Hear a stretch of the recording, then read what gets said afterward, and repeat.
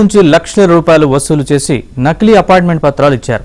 అవి కూడా forgery సంతకాలతో. YCP union నేతల అఘాయిత్యాలు. అసలు ఏయూలో ఏం జరుగుతోంది?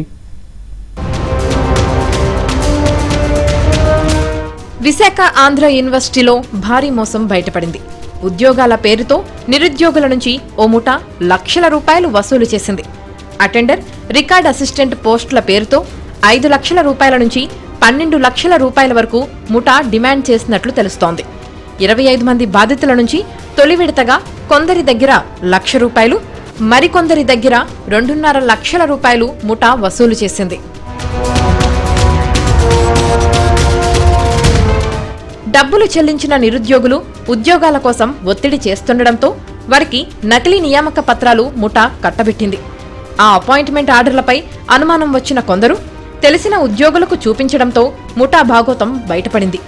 దీంతో అప్రమత్తమైన బాధితులు తాము చెల్లించిన డబ్బులు తిరిగి ఇవ్వాలని ముఠాపై ఒత్తిడి తెచ్చారు. లేదంటే పోలీసులకు, ఉన్నతాధికారులకు ఫిర్యాదు చేస్తామని హెచ్చరించారు.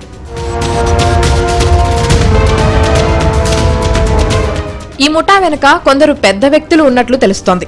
వర్సిటీ ఉద్యోగులు కీలక పాత్రధారులు కాగా బయటి వ్యక్తులు దళార్లుగా వ్యవహరించినట్లు సమాచారం. ముఖ్యంగా ఏయూలో పనిచేస్తూ గత వైసీపీ హయాంలో యూనియన్ నాయకులుగా చలామణి అయిన ఇద్దరు, మరో సీనియర్ అసిస్టెంట్ పాత్ర ఉన్నట్లు తెలుస్తోంది. నకిలీ అపాయింట్మెంట్ ఆర్డర్లపై యూనివర్సిటీ ఉన్నతాధికారుల సంతకాలు ఫోర్జరీ చేశారని, దీన్ని సీరియస్ గా తీసుకోవాలని సూచిస్తున్నారు. కాగా నిందితులు ఏ విభాగాల్లో పోస్టింగ్లు ఇచ్చారన్న దానిపై అధికారులు దృష్టి పెట్టారు. యూనివర్సిటీ ఉద్యోగుల పాత్రపై అంతర్గత విచారణ జరుపుతున్నారు. 2 రోజుల్లో అన్ని విషయాలు బయటపడే అవకాశం ఉంది.